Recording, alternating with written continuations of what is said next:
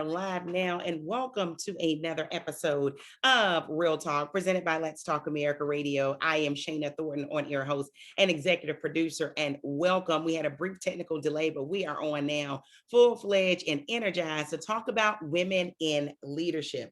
This is such a timely and relevant topic. March is Women's History Month, but we're going to talk about it because it matters.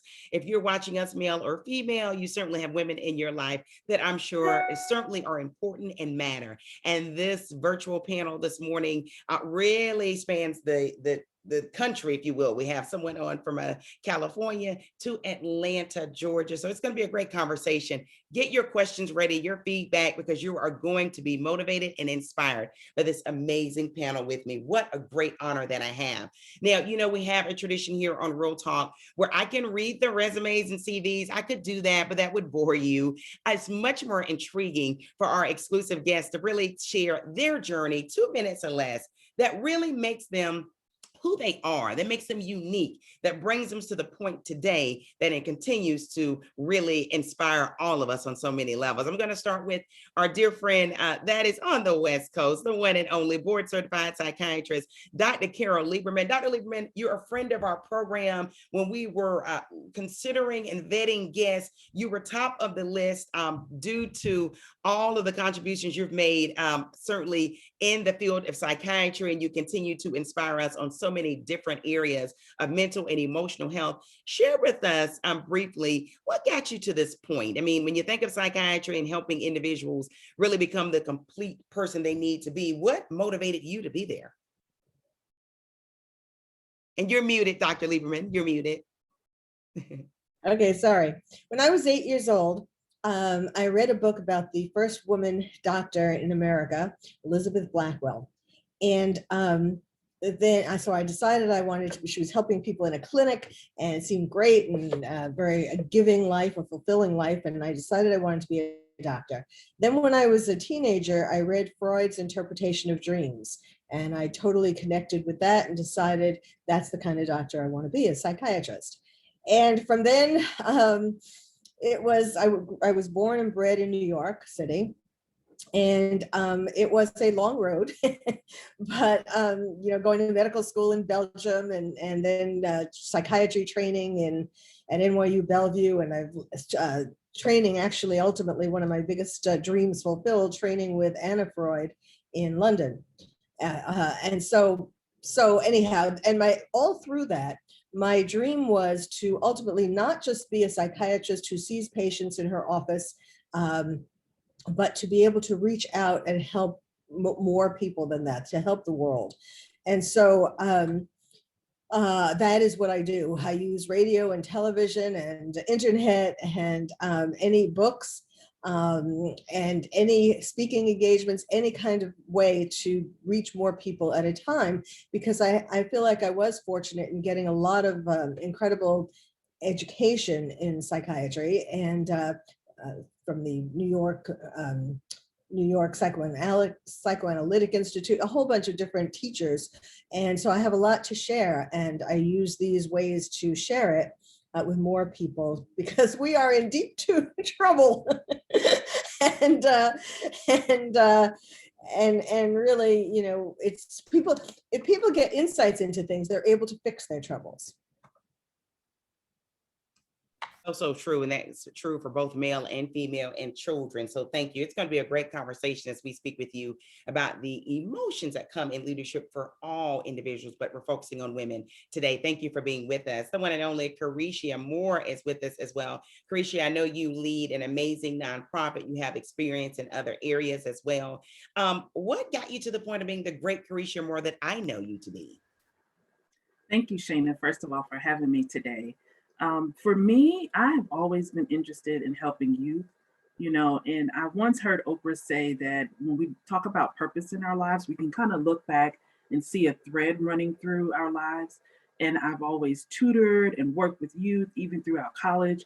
Ended up, my first goal, Carol, was to actually be a child psychologist. And I eventually became an educator.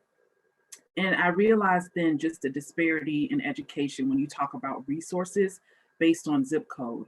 And that really created a burden for me to help bring about equity in education. And so I went to law school, practiced law for a while, and did some equity work, have always mentored, always been in community service in my communities, leading organizations around youth empowerment and development. And I took a leap of faith and left the practice of law because I felt a greater call to do exactly what I'm doing now. I found an amazing organization, Usher's New Look, that was working to bring access, opportunity, and exposure to youth who were coming from high need communities, who were underserved. And I started volunteering, and one thing led to another. And now I'm in the position to lead the organization as their president and CEO. And when I tell you the work that we do is exactly what drove me to this particular field. We are providing young people with the opportunities that they need in order to see beyond their current circumstances and really change the trajectory of their lives. And for me, that's what leadership is, and being able to impart leadership on our young people so that they can be the next generation of leaders. You know, Carol talked about we need a lot of change now, and I think it's going to be these young people to do it. So again, thank you for having me, and I look forward to the conversation. Thank you so much. You add so much value to the conversation when it comes to developing our youth. And thank you for taking on that challenge, one that's very much welcomed and needed in all points of our lives. Next up, the one and only Rhonda Briggins. Miss Briggins, I know so much work that you've done. Like all of these panelists here, I can brag on you with social justice. I know something near and dear to your heart as well. Share with us briefly your journey that got you to be who you are today, where your name is recognizable in many circles. I'm going to say two major things that have happened in my life. First of all, my family, being born into a family of servant leaders. My parents were foster parents, and they have taken on children that didn't belong to them for many years. And I remember growing up when I was little, and my mom, again, it would be 5, 6, sometimes 10 children, who knows? And we would go to the grocery store, and you would hear the comments, look at her with all those children. I just know she's on assistance and da da da da, and didn't know that the children didn't belong to my mother. And so that taught me a lot of lessons that, you really can't judge a book by its cover. And you need to get some information before you talk many times. But my parents have gone on, and they've helped so many people, and they've given me a heart of that level of service and the importance of serving others and being a servant leader. And then when I was in high school, I went to high school with a friend, and her parents were civil rights attorneys. And they're the ones responsible for starting the Selma to Montgomery March, the commemoration of that event. And so, which happens in Selma, Alabama. So I spent a lot of summers and time in Selma, Alabama, which gave me the ignitement of my passion for civil rights, human rights, and politics. And Rose and Hank Sanders started a youth leadership program called 21st Century Youth Leadership Movement. And out of that, I had an opportunity to sit at the feet of so many civil rights leaders. And I think with the combination of those two incidents in my life, God will always lead you to your destiny and your path. And you have to remember all of your journey so that you'll understand and always stay humbled and stay in a place of being purpose driven. And so those are the things I think that have made me me and keep me in the place of being humble. Thank you. Thank you for being with us this morning. I love the word purpose. So we're going to talk about that as it relates to women in leadership as well. Thank you so much. Excited to have all of you on. Last, but certainly not least, someone that's near and dear to my heart, a great friend of mine who inspires and motivates on so many levels. I know, Lanita, you have many titles, right? But I will say certainly one of women's empowerment. So you were an obvious, like all the other ladies for this panel. Tell us about your journey briefly of what got you here to be the great Lanita Mitchell Blackwell. Well, thank you so much, Shana, for having me on, and I am honored to serve with my other panelists. You all are amazing rock star babes. I just love you. I am Lanita Mitchell Blackwell, Supreme Performance and Personal and Professional Development Coach, and I have had a multifaceted experience, but it all comes down to love. I always wanted to serve. I just didn't know in what capacity. And my father prepared me mentally as best he could for my journey when I was in middle school. He said, "Sweetheart, you're good at a lot of things, and that is going to make narrowing it down a challenge for you." And so when I would start one thing and enjoy it, but then felt that there was something else missing, I knew that it was not anything personal to me as far as something broken, something wrong. It's just that I was going to have to try a bunch of things because I was always going forth with my heart. And so I could find the joy in what I was doing, whether it was accounting, because that was my first profession, or law, or publishing, or media company. It always came back to love. And so now I'm able to understand that the way that I serve in my purpose and empower other people is through mentoring and coaching and developing other people, mostly women. And I'm having to say people now because my tribe has grown to include a lot of men, and I have a lot of sparkly girly stuff. And so whenever I'm having some giveaways and things, I'm like, oh, that's pink. I really got to do better and be more expansive and inclusive for my brothers, right? But that's what it has always come down to for me. And I've noticed in my life journey that whenever I've focused on people and how I can help and serve them, that I've done well. And when I've focused on just straight the dollar, I have not. And so that's how I've gotten here today. And it's in a place of joy and being able to sit here with all of you. And I'm very grateful. Thank you. I love that you're talking about love and being inclusive, which I think is so, so important. And that's going to be a buzzword we're going to start off with. And the first question is going to go to you, Dr. Lieberman. Of course, a board certified psychiatrist. You've seen a lot being a woman yourself here in the United States. From your perspective, and I want to make this clear for everyone that's watching us, if you're watching us live, if you're watching us weeks later on demand, we are celebrating Women's History Month, and we have some amazing women on with us. But obviously, I want to start off stating some obvious truth that every woman still has different experiences, right? So there are some things we all have a thread in common with, right, that we can identify with, and then there are distinct differences. And if that's the same ethnicity, gender, or whatever. So, Dr. Lieberman, from your perspective, when we talk about women in leadership, and I want to talk about the A word of being accepted as well.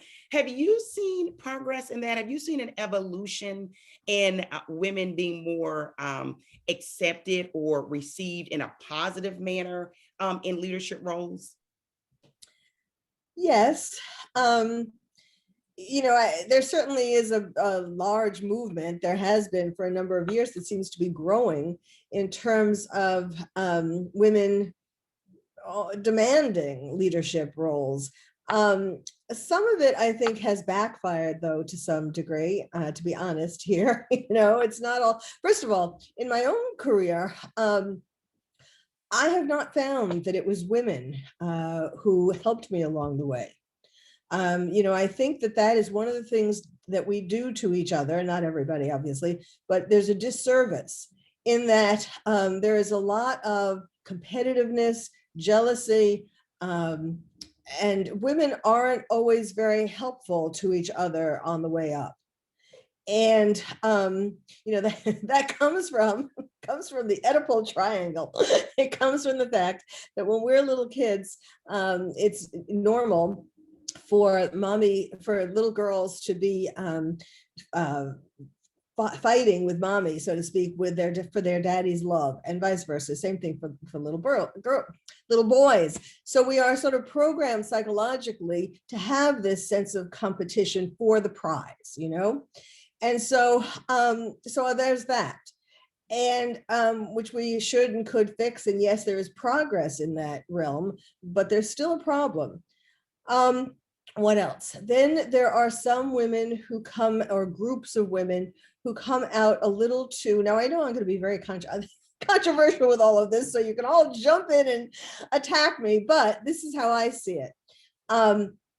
There are some women or groups of women who are very aggressive in the way that they're coming forward. Now, one could say, well, they need to be because it's a man's world, and how do you get space?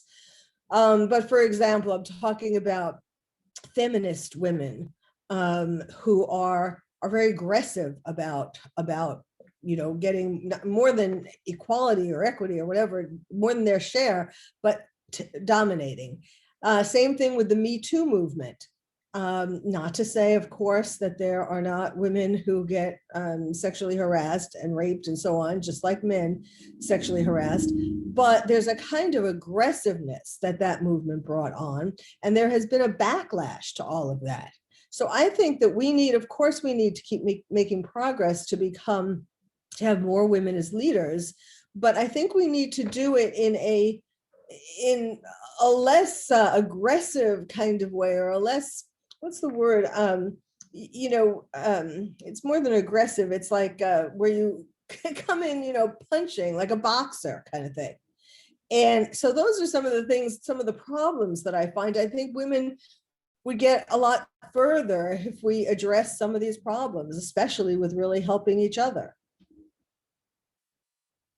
Thank you so much for sharing your perspective. For those that are just tuning in or watching us on demand, you are watching Real Talk presented by Let's Talk America Radio. We are focusing on women in leadership, okay? I'm Shana Thornton, on-air host and executive producer. We have an amazing, diverse panel of women with us this morning. Kicking off the first question, or taking that first question boldly, was the one and only board-certified psychiatrist, Dr. Carol Lieberman. Dr. Lieberman, you have set us up for a very interesting and intriguing conversation, I'm sure. That being said, I'm going to go to you, Carisha Moore, a woman who has had an extensive career in leadership roles in different industries, right? I know that.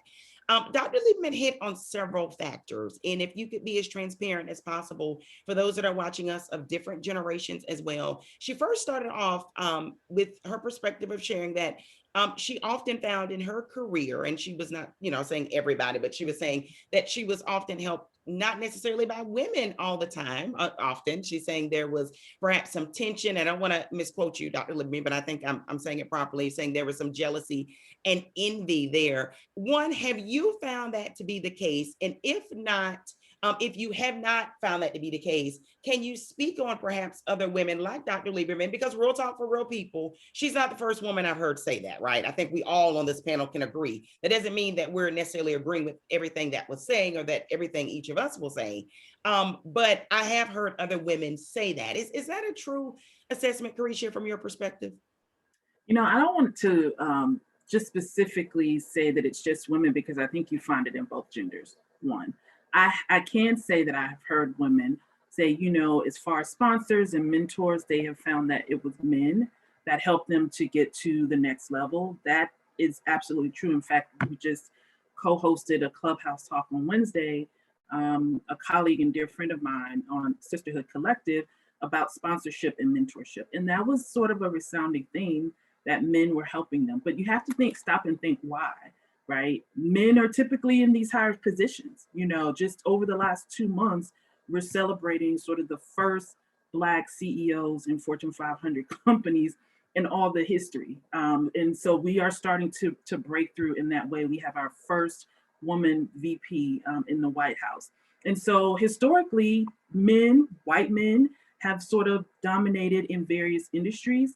But when she talks about the sort of animus, I guess, between women, I think it doesn't necessarily specifically focus on women, but I think, Shana, to sort of flip it, opportunities of collaboration like this and others that I have seen are important. I think anytime you can have women come together for a common goal, for a movement, that is powerful in and of itself. And I think more of that can sort of drive out the animus that happens and can happen between women, since we're talking specifically about women.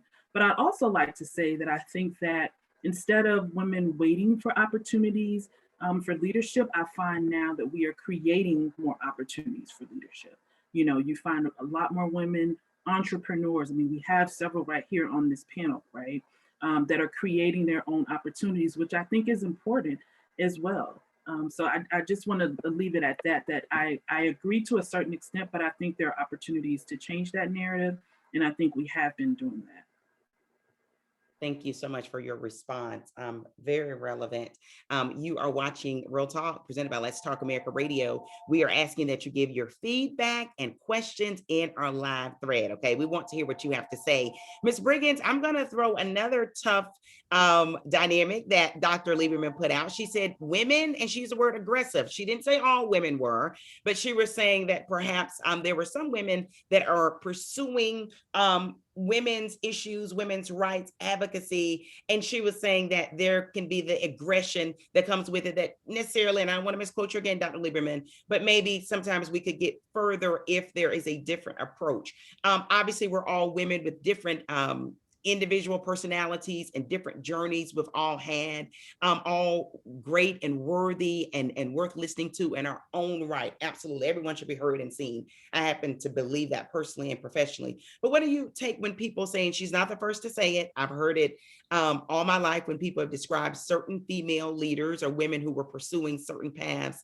She seems very aggressive, overly aggressive. How do you see that? Because obviously we know women in leadership vary, right? There are some that can seem more aggressive than others, but each can have their own success within their own right. How do you view it? I've had it all, and viewed it all. I work in a male-dominated industry, and when I do work with women, and I've worked with women, all sorts of women, white women in different groups, and Black women in different groups, and you get this thing that women can't work together, but we have to create our narrative. We have to go in and create an environment of love, collaboration, and then we just have to, I call it level setting. So, when I'm in groups and intergroups, now I do what I call a level set. First of all, I'm going to make sure you know that I'm not a threat to you. And so, and that's men and women, young women, older women, off the rip. I want to know how should we communicate with one another so that we can have it's rules of engagement, right? How do we have these rules of engagement? So one of my biggest rules of engagement, which is what you're speaking about, is the angry Black women syndrome. And so when I speak with passion, when I speak with excitement, if my voice elevates, it doesn't mean that I'm angry. I'm just passionate maybe about the issue. And so, I was on an interview the other day, and the young man said, could you do your intro over again? It seems as if you've warmed up. I said, oh, I've warmed up. So that means I'm passionate now. I was like, no, I haven't warmed up. I'm just telling you a story in the way that, but it's always that level set for us, and where we have to be very intentional, because when you have to, especially with women, you got to debunk myths. You have these myths that people say, well, Black women can't work together, or I don't like working with a lot of women. And so when I hear those things, the first thing I say is why? And that is absolutely not true. And so, and you have to challenge them and where you're going to create the atmosphere where that is not true. You're going to have to go in and women could be passive aggressive sometimes. I've had some situations where I was on a team, it was only 2 women, and the other woman felt as if she wanted to enter into what I call fake competition. And so really quickly, again, level set, we're not in competition. God has given us each of our individual talents, and that's what we should do, is use those talents. But more importantly, why don't we figure out how to have those talents supplement and enhance one another? And so again, let's level set. And so I think that's what we are. We have to go in and level set. We have to go in and make sure, and I'm not saying, where you making people feel comfortable where you're not being yourself. I think the other beautiful thing that happens in these type of situations, you could also create the environments where you're free to speak your truth. And so, so many times when we go into different groups, we decrease ourselves to allow others to increase themselves.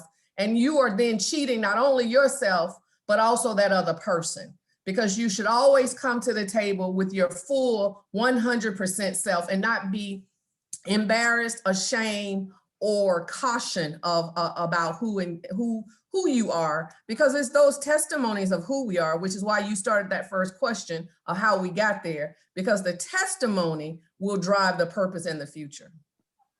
And Shayna, if I can just Sure. add, as a mother of a daughter who I aspire for her to lead, and she is a young leader, I never want her to dim her light, to Rhonda's point, and so I want her to be able to share how she feels in a way that she feels and communicate effectively and appropriately. And that does not mean that we are going to, all sound the same, have the same tenor in our voice.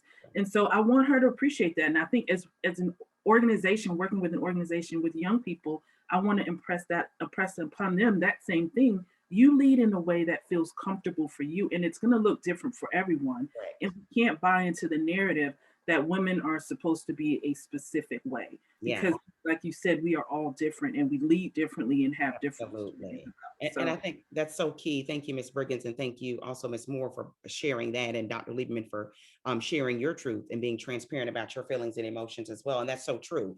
I mean, because I think you have individuals that sit on both sides, right? Well, you should be more subdued or you should be more aggressive. And I think both of you make your own point. You need to be who you need to be. And that doesn't mean that you're going to be like a Dr. Lieberman or even Ms. Moore or Ms. Briggins or Miss Lanita Mitchell Blackwell. You can be who you need to be. But Lanita, I've got a tough question for you, right? We've all talked about this, and you know just as well as I do that when you go to leadership training, if you're taking DISC profile, if you learn about emotional intelligence, all of those buzzwords, right?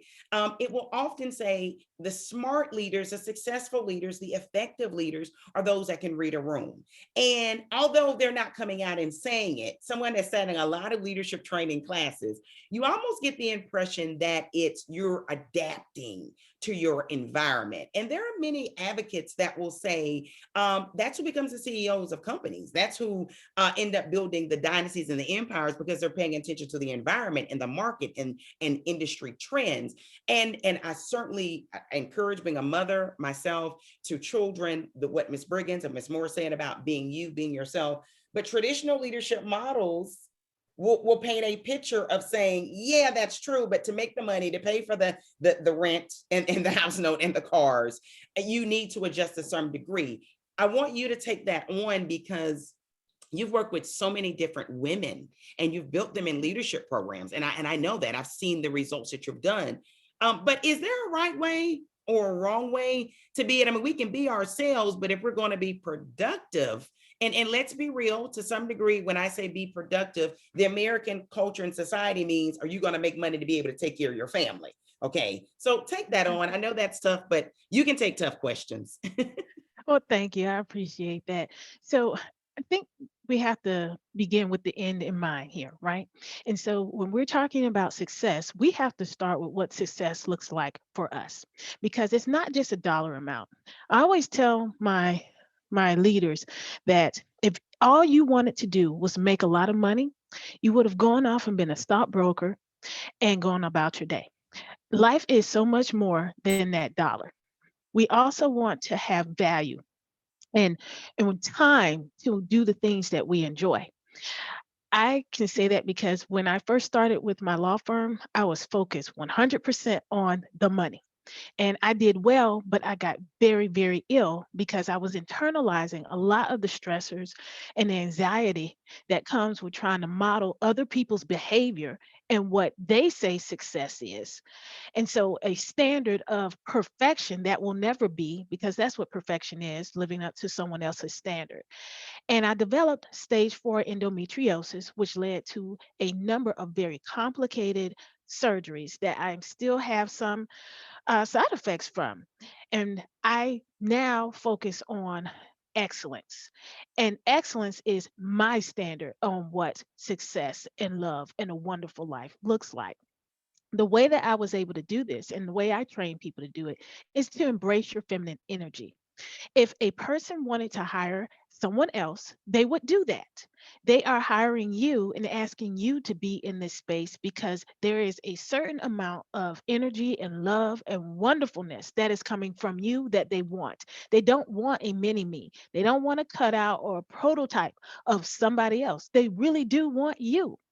And so, what does that look like when we're in an environment where there's a lot of aggression, where there's anger, where there's jealousy and backbiting and stabbing? And believe me, I've been through all of that. When I started my career, I was in Big Four accounting, and I joined a firm that had just joined with another firm. Horrible time to join an organization. And you're talking about people fighting for not just their job that they do every day, but for the chance to even breathe, because now you have two mammoth organizations coming together and they have to cut heads, period.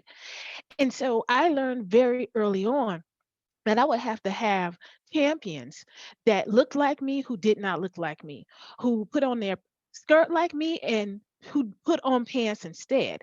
And it was going through all of that. And it was a very emotional and draining process, but it was a fortifying process too. It was truly being put in the fire and being molded, because now I can share with people and say to them, what you're looking for is aggregate intelligence. So it's your emotions, yes, it's your intellect as well, but it's also your spirit. And this is different from religion. This is knowing that there is something bigger than you that is at play in the world over which you don't have total control, but realizing that you have total control over yourself. And then knowing that all of those coming together is your aggregate, and understanding that there is no such thing as balance, that it's not ever going to be 100% perfect, that one of those quotients is going to have to rise and lead at the right time. But you now trust yourself because you're trusting your masculine and your feminine energy to know what needs to happen in that room. So when we're talking about adapting to what is going on, what you are doing is transforming the environment using your power, your energy, your voice, your skills, gifts, and talents. And those people who are supposed to hear, those people who are supposed to be with you, people that you're supposed to lead are going to get on board. And those people who don't, that's okay. They'll get it eventually. I love that. I mean, because you're Can saying I just say really, something really quickly? yeah, sure, Miss Briggins, go ahead. You first of all, on the money side, your purpose and your talents. I mean, people need to stop trying to force success. They need to stop trying to force themselves being seen and coming up with these straight crazy strategies. And especially you see it in social media. They need to stop all of that, because whatever God has for you is going to happen. And your talents will bring the money, not your crazy strategies. We're with the pandemic, everything has shifted, right? We're in like this new world. So the other thing, everything old that used to work is not working anymore. So the other thing that I think is very critical at this time for all of us, we have to figure out, first of all, new systems, and as these old systems are being brought down. And so there is room right now and so many opportunities, because everything around us has now made this huge shift, a paradigm shift. And we're going to have to get on board and really understand that shift, because if we don't, we're going to wake up and it's going to be gone. That world that you're used to. Yeah, and so true that you have to adapt in so many different ways. Dr. Lieberman, I want to put this back on you because so much was said, such great information. Miss Lanita, thank you so much for really tackling the elephant in the room. Miss Briggins just said, Dr. Lieberman, that there are tactics out there where people want to be seen, and the level of success is almost like, to some people, look at me, whatever I'm doing. And I don't want to poke fun at social media things. I'm a social media manager, so I'm not going to, say that certain platforms are more extreme than others. But we all have some in our heads where we know to really be seen, to go viral, if you will, you're being a little more, I want to say, than what other people would be, right? You're doing something that's hilarious. It may not even be appropriate. It may be hurtful, but that's how you are trending at the top of Twitter now, right? That's just facts that we know. When it comes to our children, and this is where I think it's very important to ask a board certified psychiatrist, as we raise children, as we pour into children, if we're part of their village with their mom, godmother, or whatever it is, or aunt, how exactly should we be talking to them about being comfortable who you are. And that means if you grow up with conservative values, progressive values, whatever, or you're somewhere in between, whatever values you want. But how do you have that conversation without really sounding out of touch? Because anyone on here that's had experience with children, that's all of us to some degree, will know we can say this, but they often see us as, okay, that's great, Auntie, but that was your generation, right? That's really nice, but the 80s is gone, the 90s is gone. It's a new day, and this is what's accepted. This is how I'm going to be relevant. And let's be real, Dr. Lieberman, you know this better than any of us. We all should have the strength and the boldness to be who we need to be, right? I think we all on this panel get that. But there are points in all of our lives, and boy, girl, whoever, where you want to fit in, right? You don't want to be necessarily known as the outcast. And those formative years of being a child, if you're 10 or 12 or 14, that exists. Help us. How do we have that conversation with our daughters and sons? I don't want to leave out our sons, because to build great women, you need great men as well. It can't just be, I have my village of friends, of girlfriends, and that's it. We need daddies to be supportive. We need pawpaws to be supportive, and brothers and boyfriends and husbands. Help us out. Yes, that is so true. Well, first of all, it's important to realize that these qualities, leadership qualities, and being able to know who you are and stand on your own and present yourself, even if your views aren't that, aren't the general trends. It starts in those very early years, 0 to 5 and 5 to 10. And it comes with us allowing our kids to have successes, allowing them to find things where they can excel, that they enjoy, to build self-confidence is basically what I'm talking about. And building a rapport where they will come to you with all of their feelings. One of the sad things about American society, of course, before the pandemic, and now when we come back, it'll probably happen again.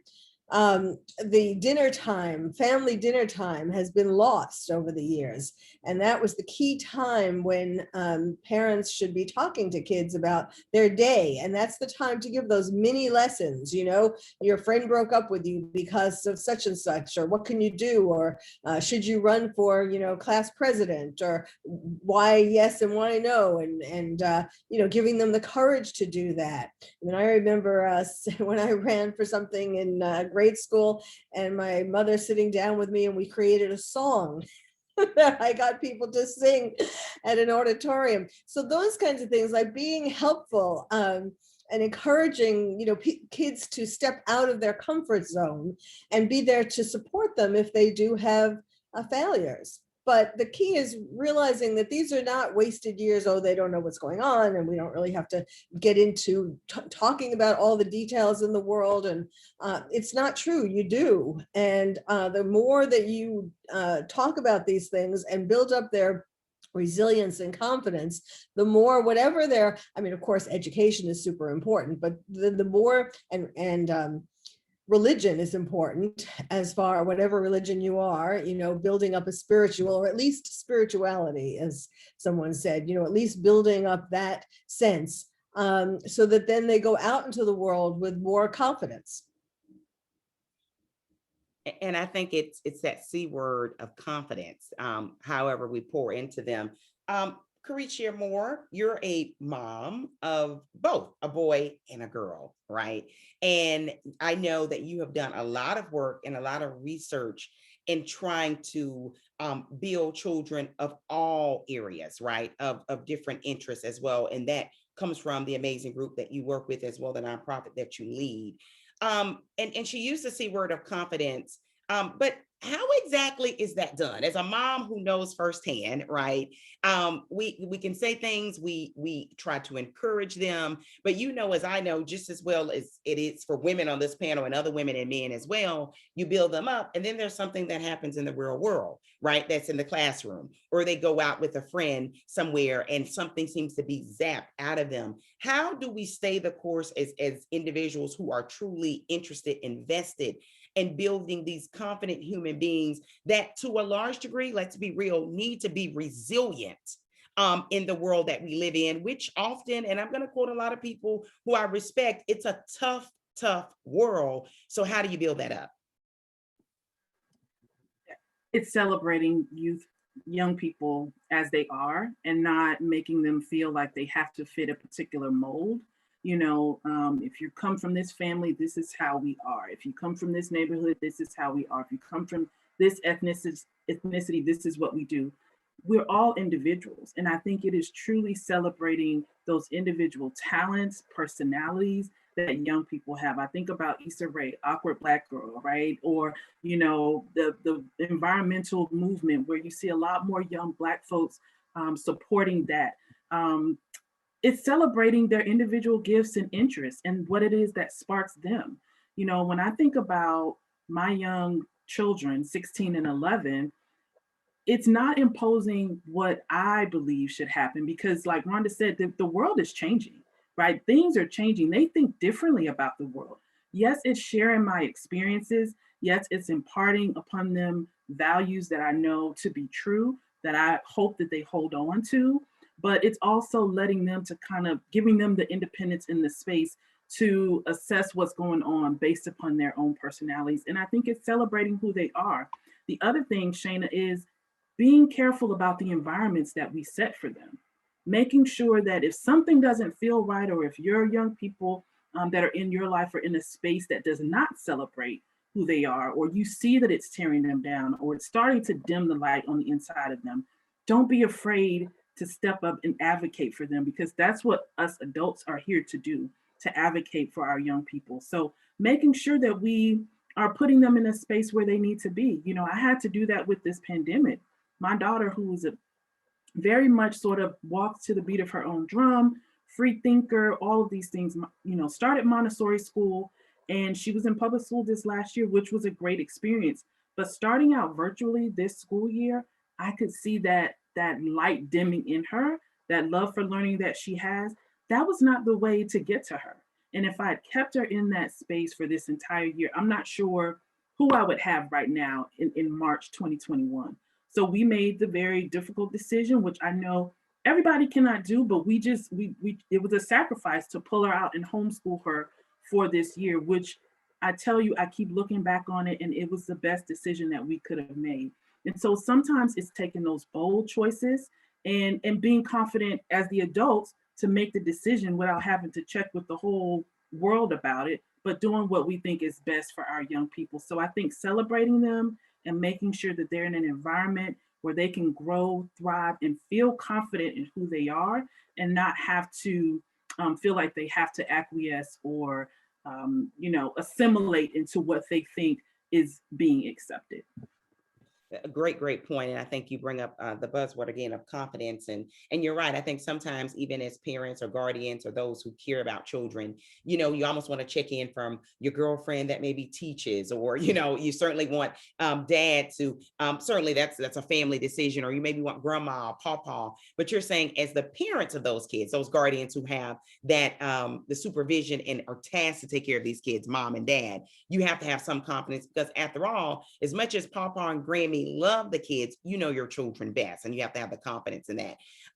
Ms. Briggins, I want to put this question on you really quick. It's coming from our live chat, and this young lady says, how do you suggest that parents and teachers actually work together to build a child's confidence, especially that parent who is often intimidated by educational institutions? That is a real question that often comes up. We speak in theory of what we should be doing, all of us on here, confident, accomplished women, but there are those who are just as great, but may not necessarily have the education, the titles, or the experience, and hesitate to approach an educator who is very important in that child's life to help build that kid up.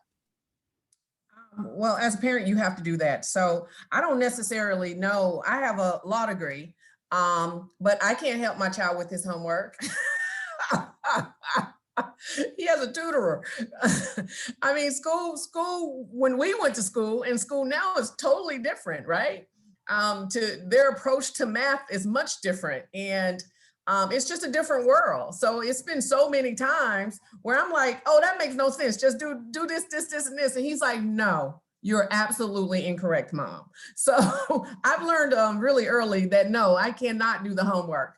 And so that's number one. Number two, I truly think, again, it goes off what the theme that we've been talking about today, and it's love, right? Everybody loves their children. It doesn't matter your education background. It doesn't matter how much money you make. It doesn't matter. It's love.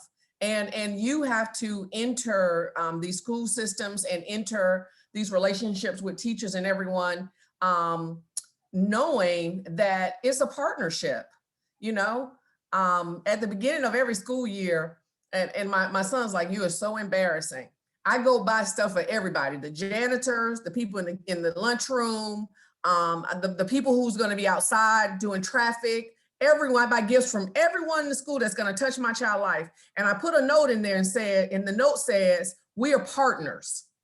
This is a partnership. So I'm going to introduce you to me as a partner. So as a partner, if you need resources, let me know. And that resources is not financial resources all the time, but if you need my time, you need my talent, you need me to come and just say thank you sometimes, because I'm a partner. And so we have to enter this thing, and I want to be a partner. So if you see my child doing something in the lunchroom, and even no one says something, call me as a partner, because I'm gonna come take care of it, right? And so I think we have to do that and insert ourselves and position ourselves in where we're building the village that we want our children to have in these environments.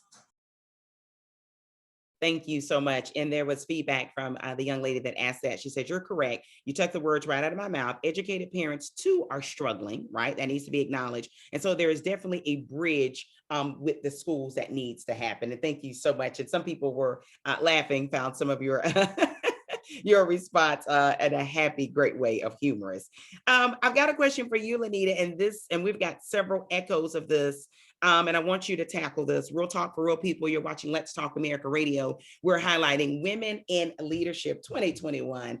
There's such a long and dynamic journey of women here in the United States. And every woman sitting on this panel definitely has a different experience, right? Different achievements, different goals, a different plan for their own future.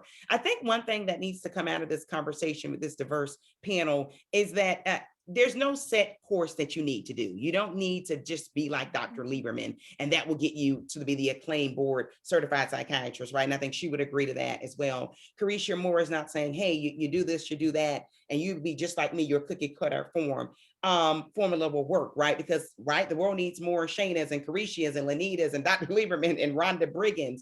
And it's about having confidence in yourself, but I would say that I don't think we need anyone to be many versions of ourselves, right? And I think that's something we do have to be careful of, even as we raise our daughters and our children, because it's like, well, they're a chip off the old block. They're just like me. And we'll talk about that later with Dr. Lieberman. But the question for you, Lanita, is this. I'm watching a lot of people around me being promoted, and it makes me question my worth. My question is, can you truly be successful without holding a degree? That's a thank you so much for the young lady that is transparent in that question, because I think many people ask that or think that eternally and are not always willing to share that to a panel such as this, that has the accomplishments, that have the resumes that speak for themselves and spoken in front of thousands of people. Help us out, because I think there's more than one or two or three young women thinking that right now. Absolutely. Thank you. And I appreciate the person who actually asked that question.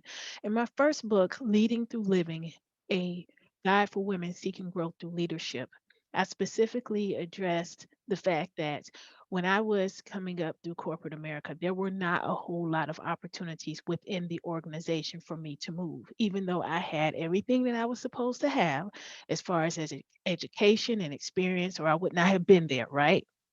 But I still was not progressing like I should have been. And so the route I took was in service.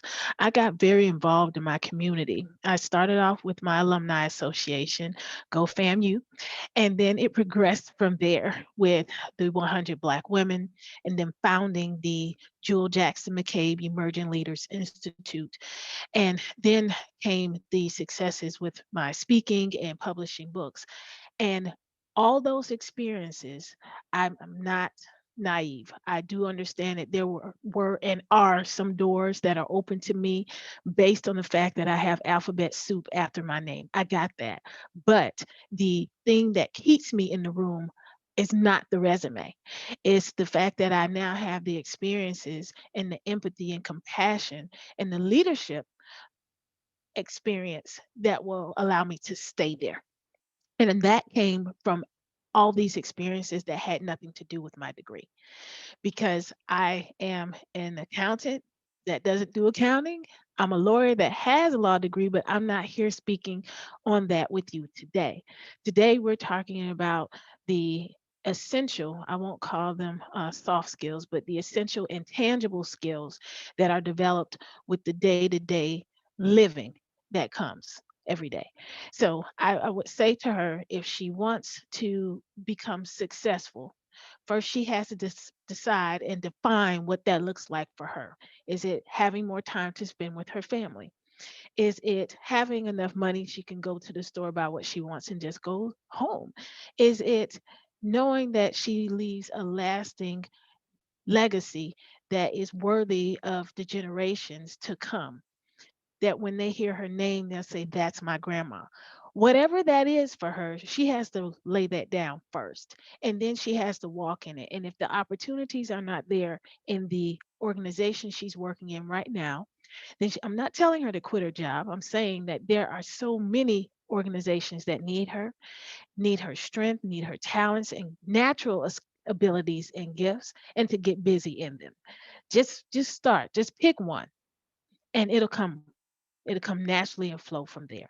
Yeah, thank you so much for sharing. And in response to that, someone said, identified themselves as a board certified nurse practitioner. They said, yes, you can. Sam Walton did not have a degree, and Walmart is very successful. Degrees do not determine success. And I think you certainly reflected that. I think, though, as you pointed out, though, we do have to recognize there are some areas in life or certain professions where there are certifications, right, in education and training that are needed. So what a great conversation. It's a diverse conversation. Women with so many different experiences are on.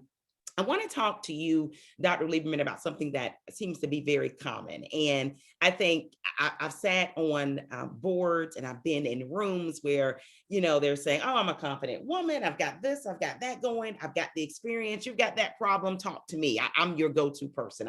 I've seen that.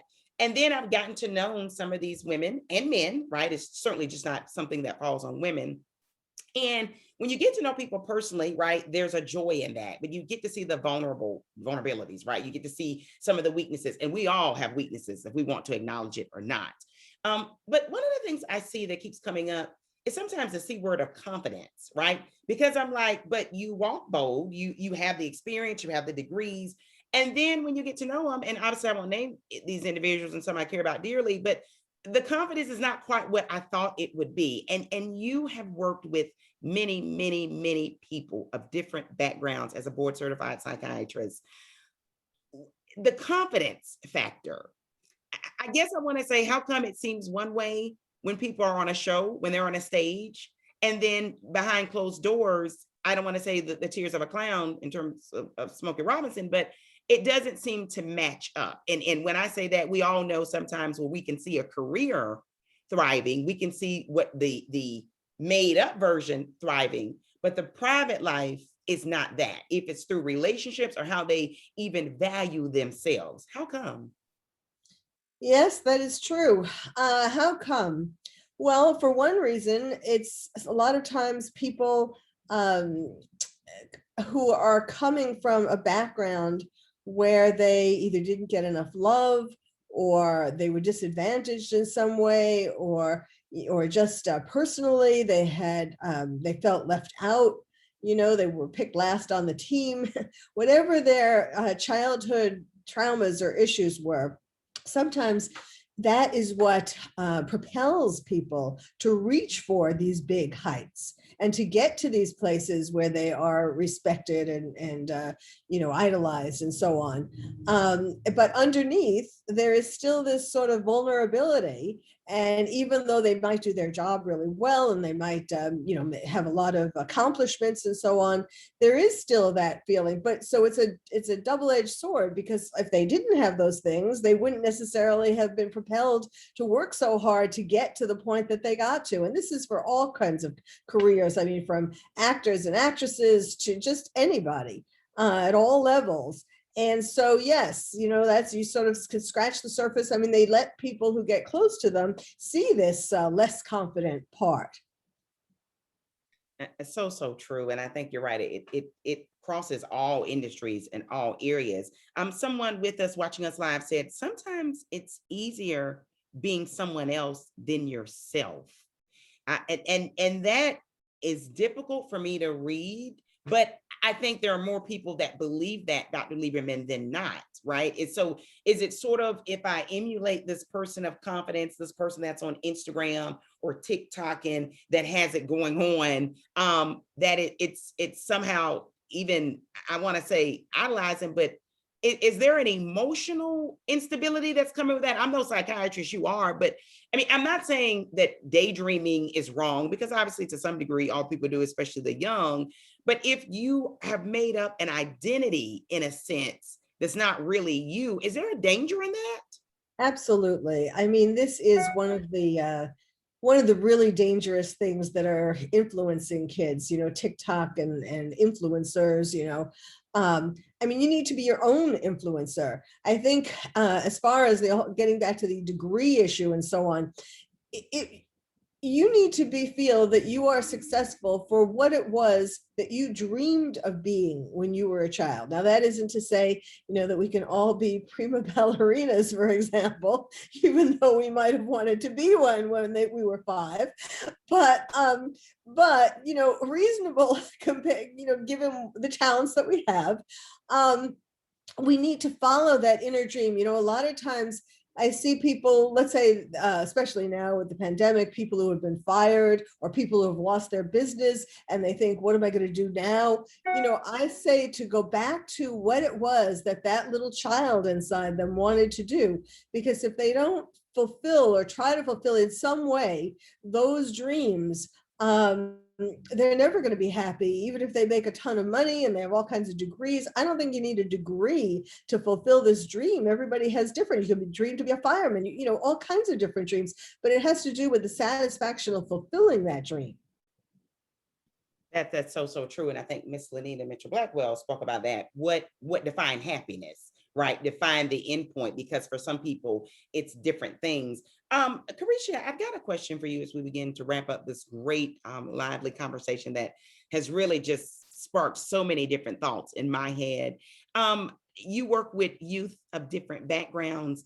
How important is it for our children? And it is Women's History Month. We are talking about women in particular in leadership, but how important is it for women, young women, or even young boys as well, to see role models that are women that vary, and the power of seeing someone that looks like you, right? When you're small, saying they can make it, but also seeing people that don't look like you. And I think that's important as well. So, because we see that success can have different looks, and it's not just what I call bigotry, where only one group will make it, right? That there's a diverse group of people that can make it. But how key is that? Because I can say this openly, for me, it was very important to see people that looked like me, among others as well, who could be successful, and to see women in leaderships, to see a senator that looks like you,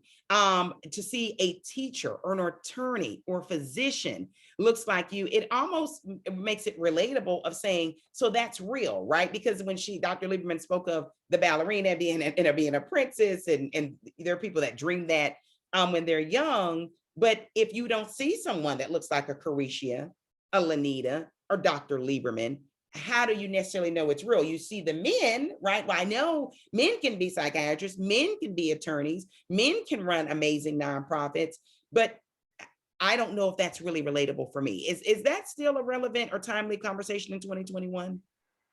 Absolutely. And I think being on this side of it as an adult working in an organization that helps to provide just those opportunities for young people so they can see a Hi, variety Shayna, can you? of people in successful positions. You don't really think about it as a child. I don't think it may affect you subconsciously if you're seeing all white men as CEOs or in different doctors. You never seen a black doctor or you never have a black teacher. You may not think about it in quite that way, but I think when you become an adult, when you haven't seen yourself, you think to yourself, is it possible, right? And on this side of it, not having known, maybe a black attorney or whatever, you just don't think, okay, for one, not only do you think that I can do it, but you haven't had that example. You haven't had a conversation with a doctor. You haven't had a mentor that looks like you. And so I think it's important not just to see it, but also to engage with it, to interact with it. You have so many young people that can have dinner with CEOs or have dinner with doctors or psychiatrists. And there are a group of them that have never had that experience. So you don't even know what questions to ask. Like Lanita said, those essential skills, you don't know the essential skills that you need. You don't know the career path or the educational path that you need to take to get to that particular place. So I think it's more than just seeing it, but also being able to interact with it. And like I said, Shayna, that is what Usher's New Look does so well, is that we get our young people to interact with it and not just see it. And parents can do this, right? Teachers can do this. You don't have to just teach out of the book. And I can say that because I was an educator, but you can bring diverse people into the classroom or on the virtual classroom these days for our young people to share their experiences with students so that they can interact with it and see it. As I sit here today, we have about 100 students on a Zoom doing an entrepreneur crawl with business owners from all over the country who are sharing their business journey with them. And many of them look like the young people that we have. And so for them to be able to see that and interact and ask questions, that moment is going to stick with them for a long time so that they can start to take their talents and gifts and say, hey, I remember when I spoke with this person who owned a company that took raw cotton and made products. I can probably do that too. Not just because they saw it, but because they interacted with it. So I would say it's going a step further than just seeing it.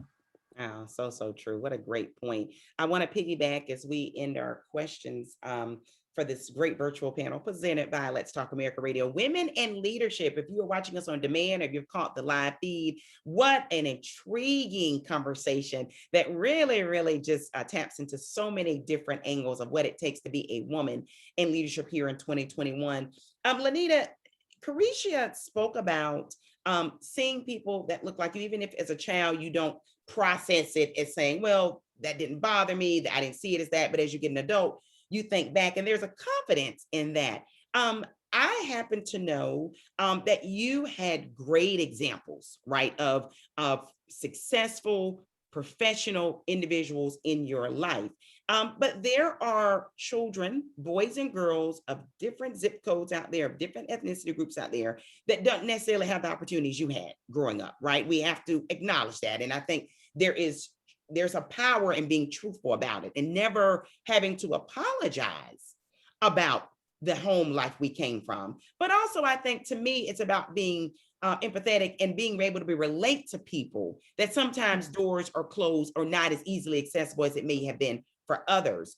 What do you do though? With Carisha saying you can sit with CEOs, you can have these conversations, but there's a mom watching us right now that's saying, well, Carisha, maybe your kids can, or the children that are in your amazing program, but I don't know any CEO that I can approach to do that with.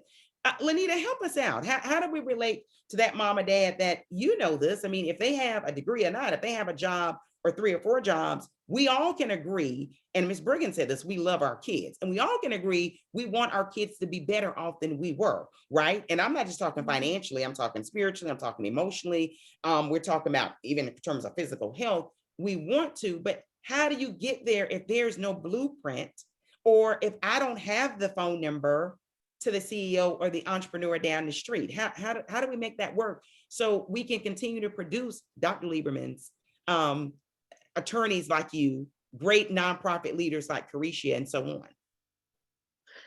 So it's a couple of things, and I just like to take them in parts, little chunks, right? So the first thing is to hone in on what you said first is the compassion and the empathy piece here, and understanding that everyone is not born on the same playing field, but I believe that we are all under the same great creator and have the same access to that wonderful power.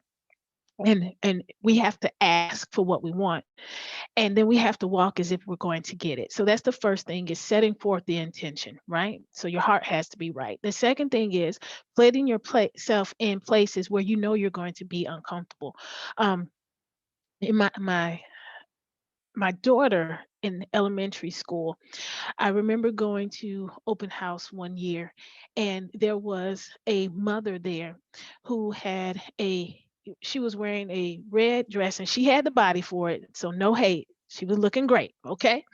But she had this huge tattoo that went from the base of her neck down here, breastplate, and you knew it plunged through straight down her thighs and into her calf, because there was a little split in the dress. And so she looked very out of place from all of the rest of us who had just come from work and were, in slacks and all the rest of our corporate attire.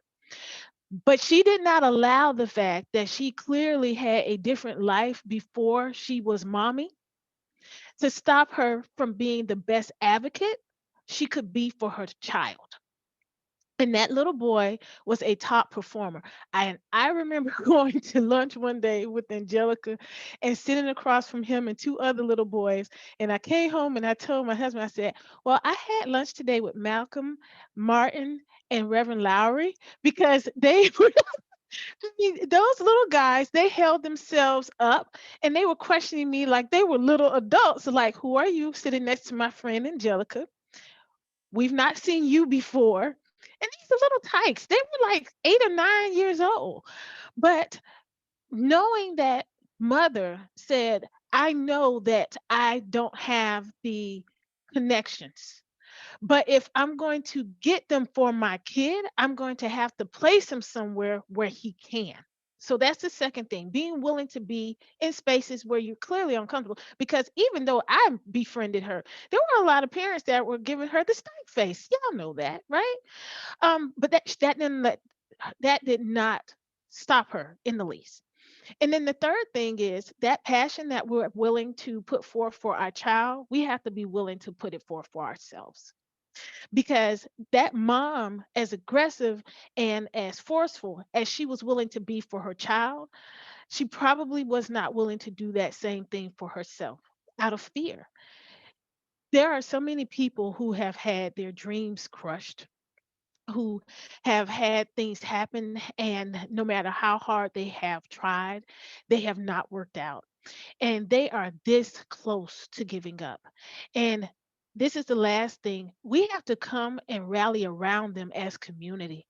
And when we see that, before we see that they have fallen on the floor and given up, we have to be there and put our arms around them.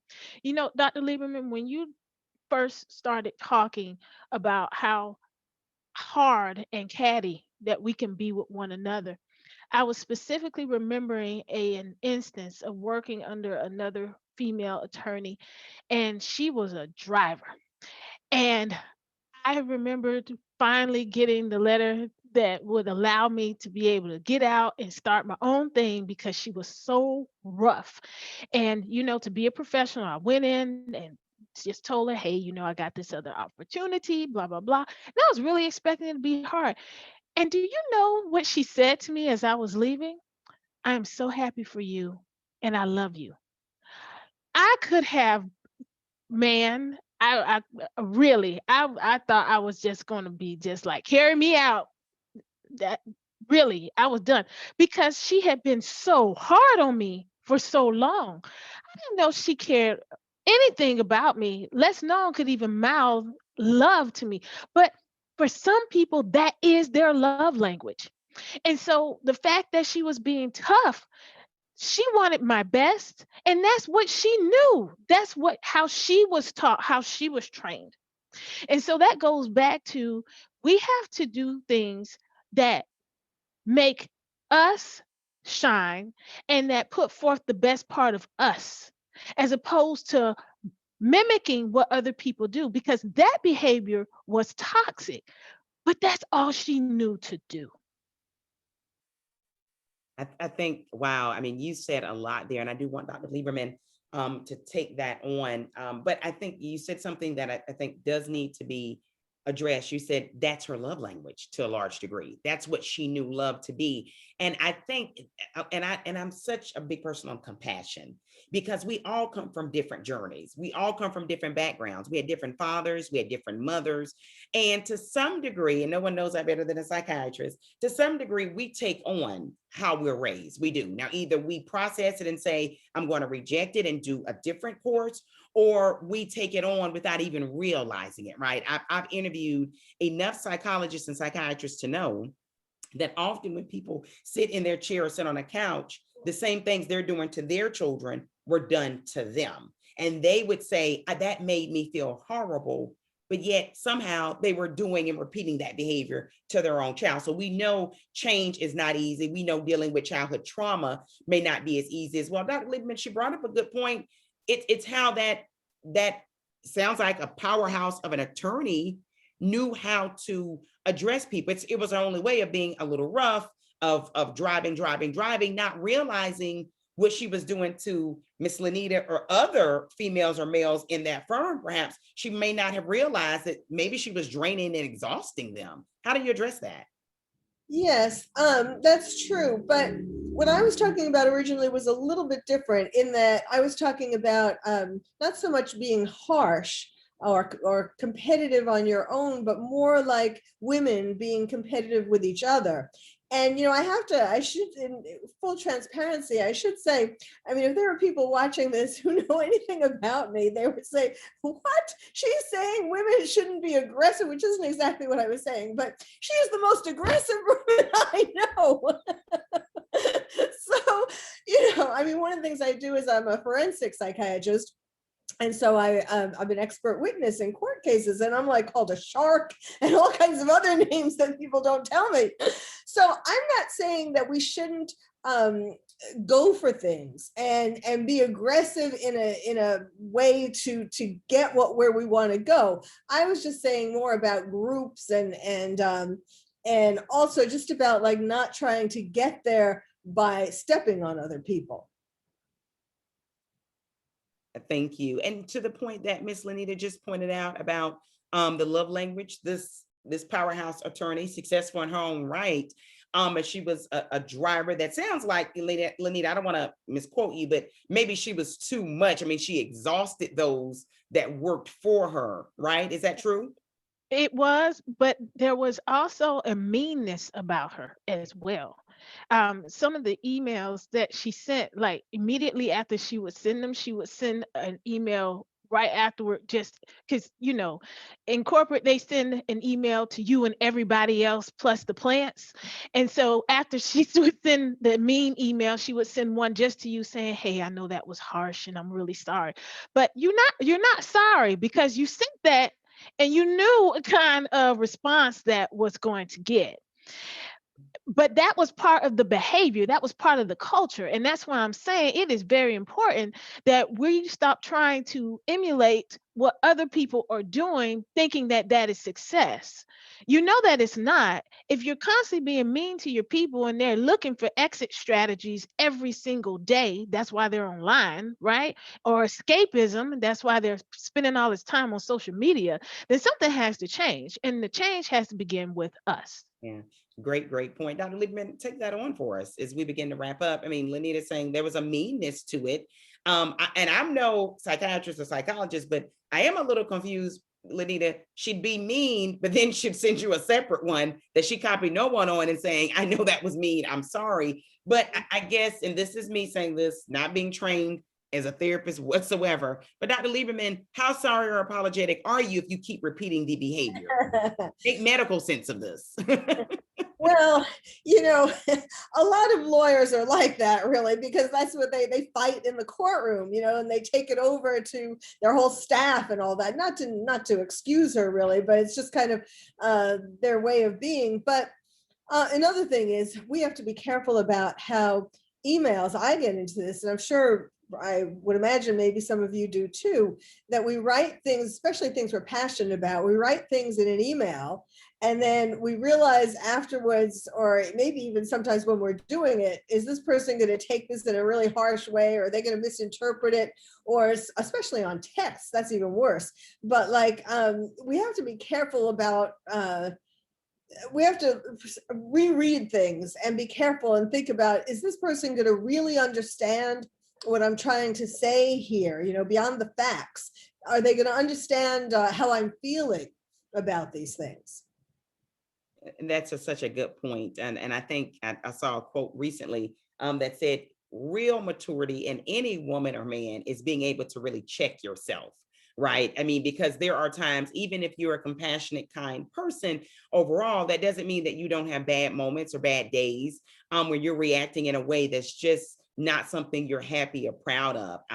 I will say this. I once interviewed someone that said the most important thing is when you're wrong to acknowledge that pain or hurt to the person you hurt, right? Not necessarily saying I self-checked myself, oh, that was wrong, move along, but saying, we had a conversation earlier and it wasn't what I intended. And if I offended you, I want to apologize. I think we have to also be willing to do that, because saying you're sorry to yourself is one thing, right? And I know you would agree, Dr. Lieberman, you've got to obviously make peace with things as well. But if you've hurt others, I would hope that you would extend that apology and that sympathy to them as well, because and someone mentioned this earlier, there's so much hurt and pain that people carry with them.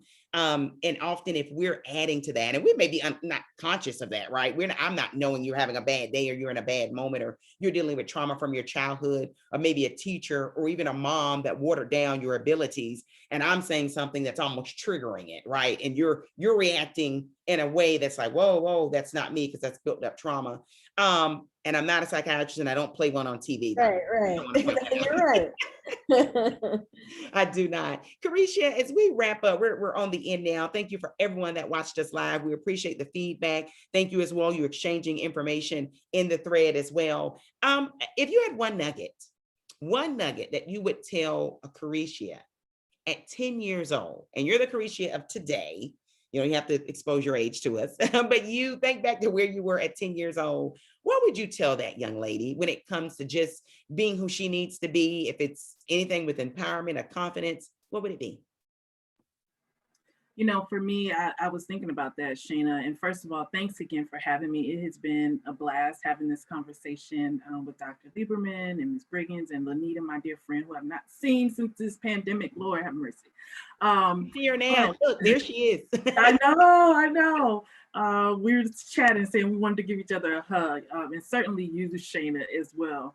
But I think for this moment, there would be many things that I would tell myself, but for this moment that we are in now, I think grace keeps coming to mind. Give yourself grace and give grace to others, right? So forgive yourself. Don't be so hard on yourself. Everything does not have to be perfect. I think Lanita talked about that, but you do your best, and whatever your best is, to be happy with that.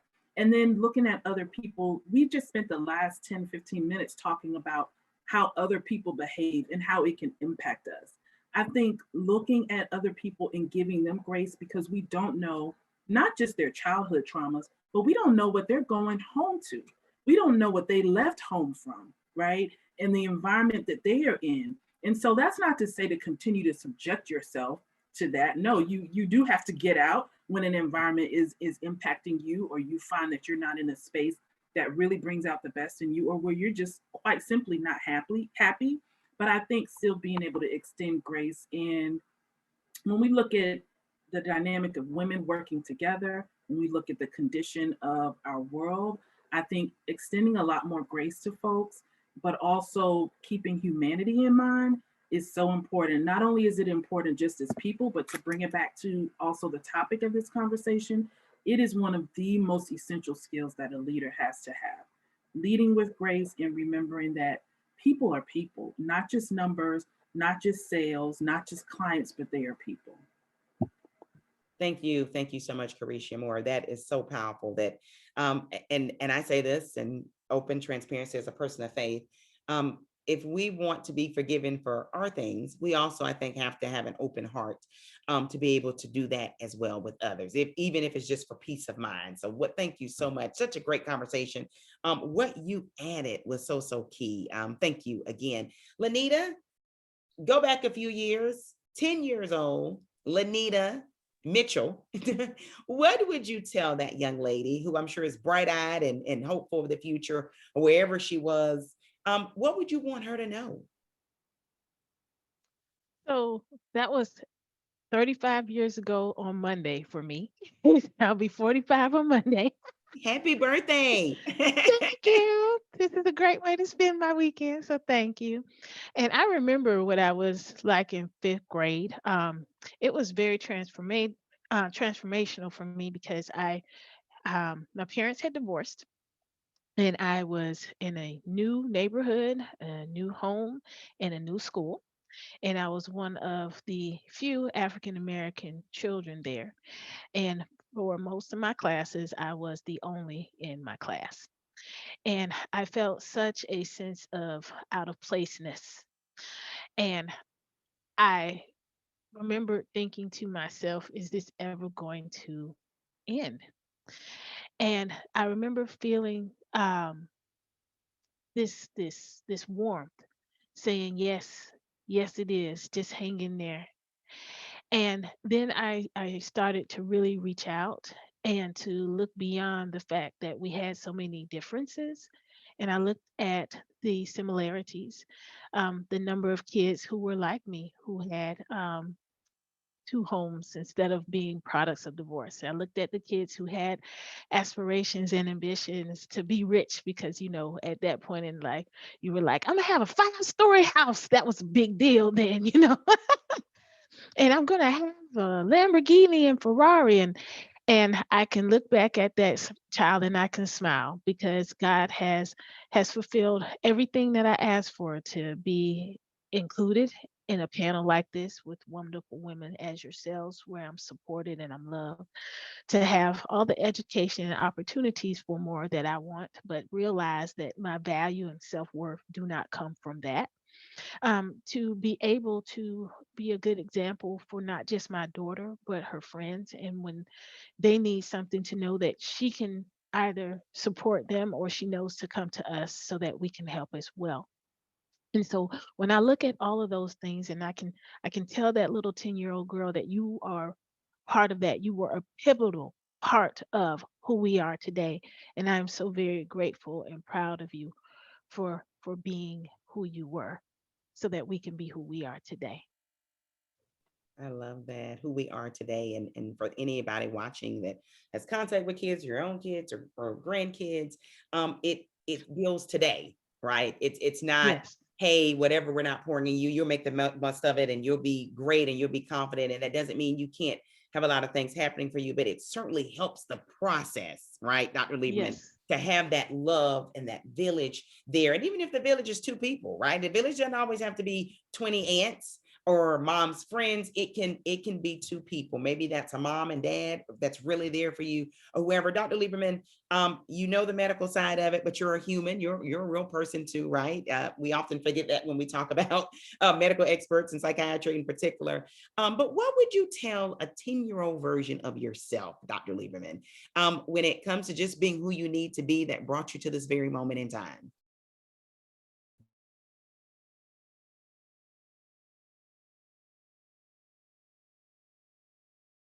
Would tell myself to unmute myself when I got to be older.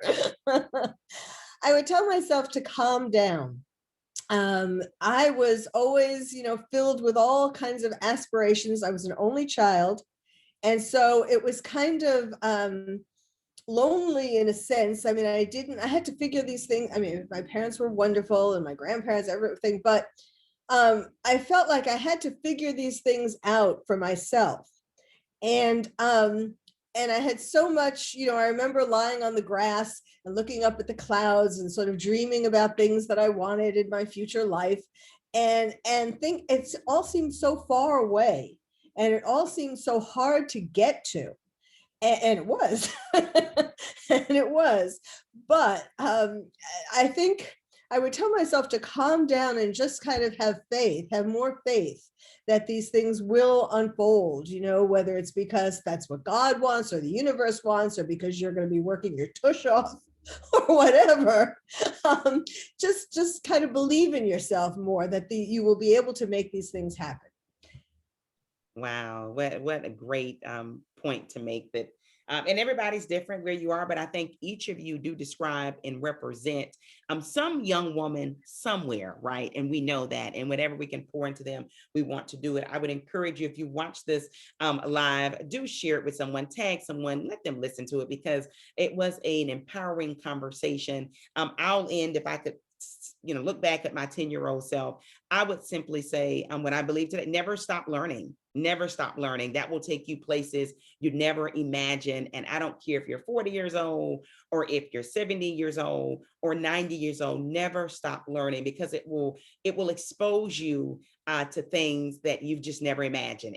And I know individuals that are continuing to learn at 85 years old, and they're still amazed by this journey of life. And it's such an amazing journey. There are different dynamics to it. Everybody's story, everybody's journey does vary. But if you don't know it, there is someone out there that believes in you, if you're watching us right now. And I hope you have all the success you want in your life. And that success is pointed out by this amazing experience panel. It's not always money. It's not always titles. It's not always degrees. And it's about being the complete you, wherever and whoever that is. I would encourage you, of course, to just make a positive impact in someone's life, right? There's an old adage that says, don't leave people worse off than you found them. I think let's just keep to that basics that we learned in kindergarten and first grade. Be kind to others, certainly, as we want to be kind to ourselves. Thank you for watching Let's Talk America Radio. We covered women in leadership on this Saturday, okay? March is Women's History Month. But if you watch our programming, I would encourage you to celebrate women and different groups all year round, after all, because there's so much to offer from so many different groups out there, okay? For more information on Let's Talk America Radio, please visit ltaradio.com. That's ltaradio.com. Follow us here on the fabulous Facebook, you're on YouTube, wherever you are connected with. Look up LTA Radio. We're out there. Follow us, make comments or feedback. We love to hear from you, okay? Thank you so much, everyone. Continue to stay safe. Make it a wonderful journey of life.